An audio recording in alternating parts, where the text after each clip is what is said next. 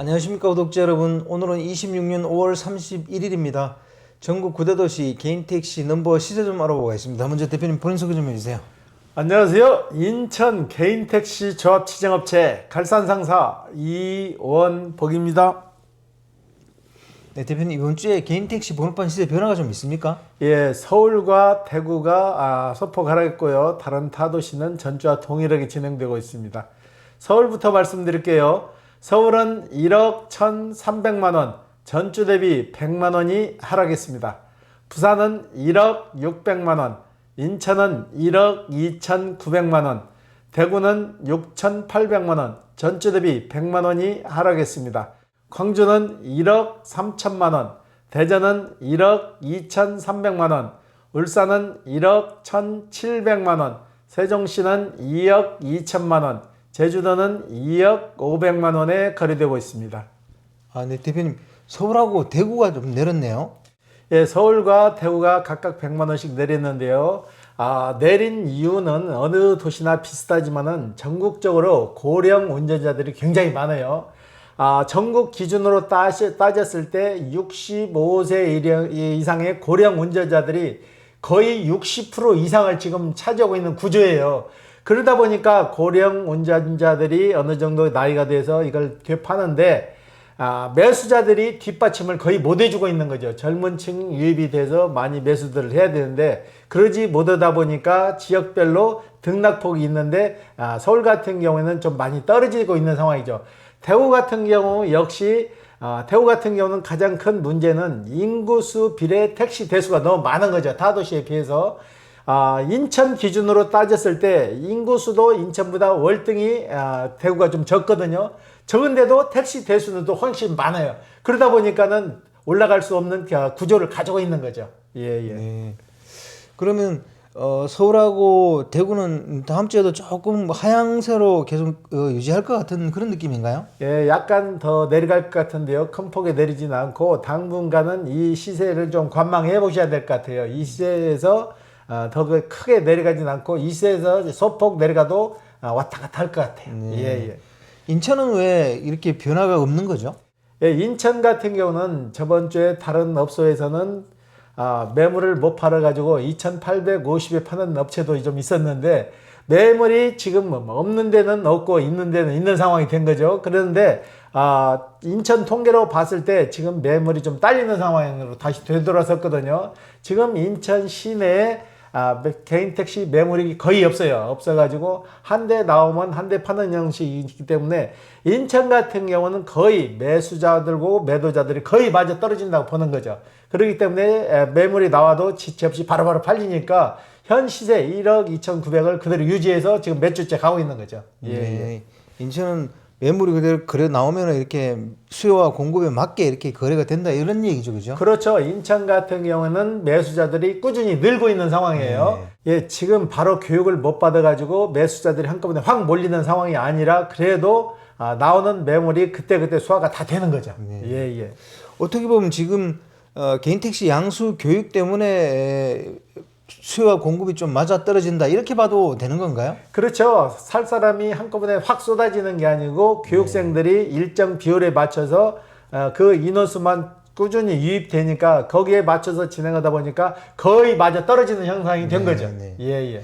만약 개인 택시 양수 교육 인원이 확 늘면 그러면 또 매물이 거래가 확 느는 거 아닌가요? 그런데 그건 확 느는 게 아니라 그건 일시적인 현상이지 어차피 살려고 하시는 분들은 딱 정해졌는데 한꺼번에 확 늘지는 않는 거죠. 정해진 사람들이 정해진 날짜에 이렇게 진행을 하다 보니까 지금은 교육 제도가 있어가지고 어느 정도 그 비율을 맞춰서 오지만은 그게 한꺼번에 확 풀린다고 해서 한꺼번에 확 올 수는 없는 거죠. 어차피 그렇게 되면 그 비율은 비슷할 거예요. 예. 그럼 다음 주 전체적인 전망 한번 해주시죠. 서울 같은 경우는 지금 1억 1,300만 원을 매매를 하고 있는데 소폭 더 하락세가 예상되고요. 대구 같은 경우도 오를 기미가 전혀 없는 거죠. 현 시점에서 경북 지역이 통합되기 전까지는 이 시세에서 소폭 더 하락될 것 같아요. 예. 대표님, 광주가 1억 3천에서 딱 멈췄습니다. 자율주행 실증 그것 때문에 많이 내렸었는데 요 몇 주 동안 지켜보면은 거의 변화가 없네요. 그럼 이제 안정화됐다는 건가요? 안정화 상태에서 다시 오를 거예요. 왜 그런 거니? 실증 지역으로 지정되면서 200대 정도가 자율주행으로 나온다 하니까 그걸 직선적으로 받아들인 거죠. 자, 광주 같은 경우는 그러면은 자율주행 택시가 곧 쏟아지겠다 했는데 자율주행 말 그대로 실증 지역이에요. 그 지역에서 데이터를 만들어 가지고 그걸 참고상으로 해 가지고 운행하는 건데 그걸 광주 지역에서는 바로 투입되는 걸로 잠깐 혼선을 일으킨 거죠. 그런데 그 지역에서도 당분간 이 시기가 지나면 다시 가격으로 다시 오를 거예요. 예. 어쨌든 더는 안 떨어지는 거 보니까 안정화는 돼 있는 것 같네요. 실증 지역에 묶여가지고 자율주행이 돌아다녀도 본인들이 운행해 보니까 별 지장이 없기 때문에 다시 안정세를 유지했다가 다시 오름세로 돌아설 이유가 크다는 얘기죠. 예. 그러면 이번 주 개인 택시 몇몇 건 중에서 기억에 남는 건 있으면 소개 좀 해주세요. 예, 이분은 45년생으로 2011년도에 저희한테 와가지고 개인 택시를 사가신 분인데요. 이분 이력이 굉장히 대단하신 분이에요. 이분은 현대건설에 그동안 근무하시다가 정년을 맞이해가지고 정년을 하셨는데 옛날 정주영 회장님이 평양에 소떼 몰고 간 적 있잖아요. 그때 같이 방북하신 분이에요. 근데 이분이 정년을 하시고 현대건설에 계셨던 경력으로 인정받아가지고 개인 택시를 저희한테 와서 사가신 분인데 이분이 또 교회 장로님이세요. 장로님인데 2011년도에서 올해까지 15년 동안을 개인 택시를 잘 운영하셨는데 나이가 너무 이제 고령으로 접어들다 보니까 가족들이 결사 반대를 한 거죠. 아버지 이제 그동안 이제 나이도 많이 드시고 그랬으니까 이제 그만하시죠. 그래가지고 이 장로님이 그러면 개인 택시를 이번에 팔고 내가 선교 활동이나 이제 전념해야 되겠다 해서 개인 택시를 파신 분인데 이분 같은 경우는 개인 택시를 가지고 있는 동안에도 굉장히 많은 일을 하셨어요. 그래갖고 표창이란 표창은 거의 많이 받으셨는데 교통부 장관 표창, 인천시장 표창, 구청장 표창, 뭐 각 지역 단체 표창까지 해서 한 20여 차례 표창을 받으신 분이에요. 이분은 쉬는 날 꼭 나가서 교통봉사활동도 지금까지 해오신 분이에요. 그랬는데 이제 고령의 나이로 해서 더 이상 하셔서는 안 되겠다는 걸 본인도 느끼고 가족들의 결사적인 반대로 해서 이번에 정리를 하신 거죠. 이분 같은 경우는 개인 택시를 정리하시고 교회 장로님이니까 선교 활동에 이제 집중하신다고 그러시더라고. 예.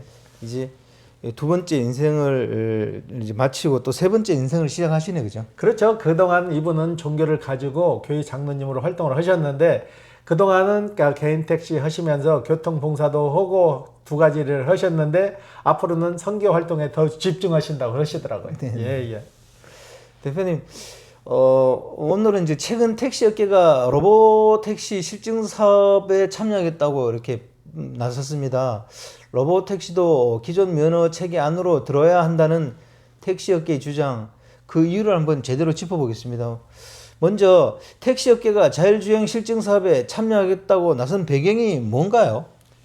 예, 한국경제 2026년 5월 25일 보도에 따르면은 전국 택시 운송 사업조합연합회가 지난 5월 6일 날 국토교통부에 공문을 보낸 광주광역시에서 추진 중인 자율주행 실증 지역으로 지정돼 가지고 참여 의사를 공식적으로 전달했거든요.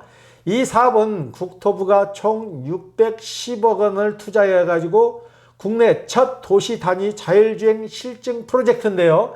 택시연합회는 공문에서 자율주행 도입은 단순한 기술 검증을 넘어서 기존 운송사업자와 함께 상생 및 제도 개선 방안을 검토해야 하는 사안이라고 밝혔어요.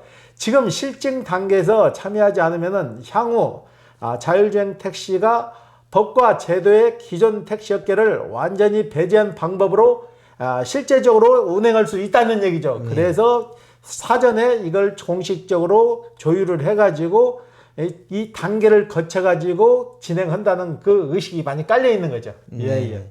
로봇 택시도 기존 면허 체계를 갖춰야 한다는 주장의 핵심 근거가 뭔가요? 당연히 핵심 근거가 있는 거죠. 기존에 택시는 총량제에 의해서 움직였는데 만약에 자율주행 택시가 들어가지고 그 자리를 같이 차지한다면은 그만큼 택시 대수가 늘어나잖아요.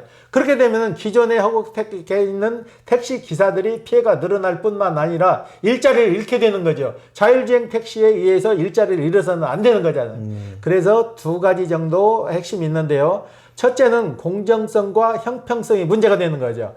현재 개인 택시 기사님들은 서울 기준 약 1억 1,300만 원 정도고 경기 일부 지역은 2억 원이 넘는 면허 비용을 지불하고 합법적으로 운송시장에 면허권을 사서 진입을 했는데 평생 모은 원을 투자해서 취득한 면허를 노보택시가 이 면허 체제를 우회하여 별도로 허가만으로도 이 시장에 뛰어든다면 기존에 돈 주고 산 이 면허권이 휴지 조각이 될 수 있는 거잖아요. 그래서 기존 택시 면허 체제는 운송사업자의 자격과 책임을 법적으로 명확히 규정하고 있는데 노보택시 같은 경우는 도로에서 같은 승객을 태우면서 동일한 기준으로 똑같이 적용을 받아야 된다는 얘기죠. 돈 주고 사가지고 지금 합법적으로 운행해서 계시는 분들이나 갑자기 자율주행 택시가 뛰어들어가지고 그 시장을 같이 석권을 한다게 되면은 어느 정도 서로 규율이라는 게 있어야 되고 총량대라는 그 기준이 있어야 된다는 얘기죠. 예. 로보택시가 기존 면허 없이 운행하면 번호판 시세에 어떤 영향을 줍니까? 치명적인 영향을 줄 수가 있죠. 기존 개인 택시 면허판은 공급이 제한되는 구조이기 때문에 지금까지 그 가치를 유지하고 있잖아요. 그런데 노보택시가 별도 허가만으로 무제한에 가깝게 시장에 진입한다면은 택시 수요 자체가 분산되면서 기존 번호판의 수익성이 떨어질 수밖에 없는 거죠. 수익성이 떨어지면은 번호판을 사려는 소유가 줄어들 수밖에 없는 하락이 되는 거죠. 서울 기준 1억 원이 넘는 번호판에 투자한 기사님들은 이 입장에서 자산 가치가 서울뿐만 아니라 전국 도시 다 직격탄을 맞는 거죠. 면허 체계 안으로 노보택시도 포함시키는 것이 기존 번호판 가치를 지키는 유일한 방법이 되는 거죠. 어느 형평성을 맞춰서 운행해야 되는 거지, 내가 큰 돈을 주고 산 택시 금액이 노보택시가 들어와서 그 형평성이 무너져 버린다면 시장 자체가 붕괴돼 버리는 거죠. 예. 자율주행 업계는 기존 면허 체계 적용이 산업 발전을 막는다고 반박하는데 어떻게 보십니까? 예, 자율주행 산업 발전이 중요한 것은 맞는데요. 그러나 발전 비용을 기존 택시 업계가 혼자 감당하는 구조가 잘못된 거죠. 현재 서울 강남 일대에서 심야에 자율주행 택시 7대가 운행 중인데 기존 택시 업계에서는 이를 묵인하고 있는데요. 그런데 이 택시가 700대, 7000대로 늘어날 때 기존 면허 없이 시장을 잠시 간다면 그건 전혀 다른 문제가 되는 거죠. 자율주행 업체가 기존 면허를 구입해야 하는 비용 부담이 크다고 주장하지만은 기존 택시 기사님들은 그 비용을 평생 부담해 왔는데 같은 시장에서 같은 서비스를 제공한다면 같은 비용 구조를 똑같이 감당해야 되는 거죠. 어떤 사람은 큰 돈을 주고 사서 그 면허권을 사가지고 운행을 하는데 자율주행 택시는 그 면허권 없이 그 시장에 뛰어든다는 것은 안 맞는 얘기죠. 그렇기 때문에 총량제 하에서는 자율주행 택시가 그만큼 들어오려면은 기존에 가지고 있는 택시 기사님들의 면허권이 그만큼 매입을 해서 소각을 시켜서 정당한 보상을 해주고 자율주행 시장에 들어야 되는 게 맞는 구조죠. 네, 맞습니다. 미국과 중국은 별도 허가 체계로 자율주행 시장을 키우고 있는데 우리도 따라야 하지 않느냐 이런 얘기가 있습니다. 여기에 대해서 어떻게 생각하세요? 네, 미국의 사례는 오히려 우리에게 경고가 될 수 있어요. 미국 뉴욕에도 메달리온이라는 택시 면허권이 있어도 초이스 경제 2018년 6월 23일 보도에 따르면은 2014년 최고치인 130만 달러까지 올랐죠. 치솟았죠. 그런데 우버가 별도 허가 체제로 시장에 진입하면서 3년 만에 10분의 1 가격인 13만 달러로 폭락했고 뉴욕 택시 기사들이 집단 파산하는 사회적 문제가 됐죠. 미국이 이미 겪은 그 피해를 우리가 똑같이 반복해야 돼서는 안 되는 거 아니에요. 노보택시 기준 면허 체계 밖에서 허용하면은 우리 택시 면허판도 뉴욕 메달리온 붕괴의 전철을 똑같이 밟을 수 있는 거죠. 미국을 따라서 한다면 오히려 그 실패에서 그 방법을 배워야 하는 거죠. 로보택시도 기존 면허 체계 안에서 단계적으로 도입되는 것이 기존 택시와의 자율산업에서 공존할 수 있는 유일한 방법이 되는 거죠. 네. 예. 택시 업계가 실증 사업에 참여하면 실제로 어떤 효과가 있습니까? 네, 두 가지 효과 정도가 있는데요. 첫 번째는 제도 설계 과정에서 기존 택시업계의 목소리가 반영될 수 있고요. 지금 광주 자율주행 실증 도시에서 현대자동차, 나이드플렉스가 참여하고 있는데요. 여기에서 만들어진 운영 구조와 방식이 향후 상용화 기준으로 이어질 가능성이 크죠. 실증 단계에서 배제되면은 제도 설계에서도 배제가 되어버리는 거죠. 둘째, 상생 모델을 제시할 수 있는 거죠. 로보택시 업계가 기존 면허를 기반으로 운영하는 구조가 정착되면은 기존 택시 기사님들이 면허 임대 운영 참여를 통해서 수익을 나눌 수 있는 가능성이 좀 열리는 거죠. 한 가지 짚어야 점이 있다면은 자율주행 업체가 순수하게 기술 데이터만 수집하려 한다면은 자가용 번호판을 달고 도로를 달리게 되는데 굳이 승객을 태우고 유상 운행 허가를 받으려는 이유가 무엇일까? 기술 실증이 목적이라면은 택시 영업을 할 이유가 없는 거죠. 결국 로보택시 업체들이 기존 면허 체제를 유예해서 택시 시장에 자체에 진입하는 것이 본질인 거죠. 이 점을 명확히 인식하고 제도 설계 과정에서 기존 택시 면허 체계를 지켜야 하는 거죠. 네. 그래야 이 자율주행 택시가 시장에 같이 진입해서 기존 개인 택시와 공존할 수 있는 방법이 되는 거죠. 네. 예. 번호판을 보유한 기사님들이 지금 당장 해야 할 것이 있습니까? 있죠. 먼저 관련 협회와 조합을 통해서 목소리를 내야죠. 택시연합회가 국토부에 공문을 보내며 제도 참여를 요구한 것처럼 집단적인 의견 표명이 가장 중요한 거죠. 혼자 걱정하고 있으면 정책이 불리하게 확정된 후에야 후회하면 무슨 아무 의미가 없죠. 둘째는 자율주행 관련 법안 발의 현황과 국토부 정책 발표를 예의주시해야 하는 거죠. 로보택시 허가 체계가 어떻게 설계되냐에 따라서 번호판 가치가 직접적으로 영향을 받을 수밖에 없는 구조죠. 지금은 실증 단계지만은 2027년 상용화 목표로 시점이 다가올수록 제도 설계가 빠르게 진행될 거죠. 그때를 미리 대비를 해야 된다는 얘기죠. 네. 예. 마지막으로 개인 택시 번호판 가치 보호를 위해 가장 중요한 것이 무엇이라고 보십니까? 로보택시가 기존 택시 면허 체계 밖에서 성장하도록 방치하지 않는 것이죠. 지금 실증 단계에서 면허 체제 포함 여부가 결정이 되는 거죠. 이 결정이 나가게 되면은 나중에는 바꾸는 게 굉장히 어렵게 되죠. 수억 원을 투자해서 투자한 개인 택시 번호판은 헌법이 보장하는 재산이죠. 이 재산을 지키는 가장 확실한 방법은 로보택시도 같은 면허 체계 안에서 운행하도록 제도를 설계하는 것이죠. 택시업계가 실증 단계부터 참여를 해서 목소리를 내는 것, 지금 이 순간이 가장 중요한 시점이 되는 거죠. 네, 그렇습니다. 대표님, 사실 실증 단계를 한다 그러면 자가용 번호판을 달고 하면 되지 왜 그걸 굳이 택시에다가 싹 이렇게 적용하려고 하는지 모르겠어요. 그래서 지금 적절하게 이 타이밍을 가지고 그 관계를 확실히 매듭을 줘야 나중에 자율주행 택시가 나오더라도 기존에 있는 개인 택시들이 피해를 보지 않는 방법이 되는 거죠. 그렇기 때문에 이걸 예의주시하게 여러분들이 지켜봐야 될 문제예요. 가만히 혼자만 계시지 말고 그때 그 상황 돌아가는 상황을 파악하셔가지고 한 목소리를 내야 된다는 얘기죠. 예. 오늘 인터뷰 감사드립니다. 예. 네, 구독자 여러분, 오늘은 26년 5월 31일입니다. 서울하고 대구가 조금 소폭 하락했고 나머지 도시는 개인 택시 번호판 시세 변화가 없습니다. 오늘은 로보택시에 대해서 인터뷰를 해봤는데요. 먼저 저희들이 이 인터뷰 영상이 나갔다고 해서 저희들 기존의 개인 택시에 대한 생각이 바뀐 건 아닙니다.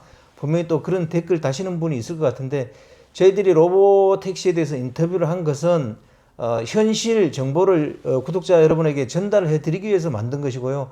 저희들의 개인 택시에 대한 관점은 변함이 없습니다. 그리고 지금 실증 단계에서 기존 면허 체계를 어떻게 설계하느냐가 개인 택시 번호판의 미래를 결정할 수 있으니까 개인 택시 기사님들 모두 관심을 가지셔야 될 것 같고요.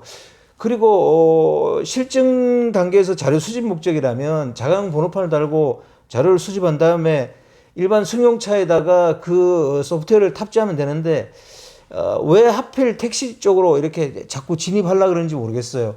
결국은 택시 업계로 진입하기 위한 자율주행 업계의 우회 전략이 아닌가 하는 생각이 저희들은 드는 겁니다. 그래서 이거는 좀 문제가 있다고 보는 거고요. 그래서 이제 기사님들도 관심을 가지시고 유심히 좀 지켜봐야 될 것 같습니다. 자, 여기서 인터뷰 마치겠습니다. 안녕히 계십시오. 호호 아지였습니다.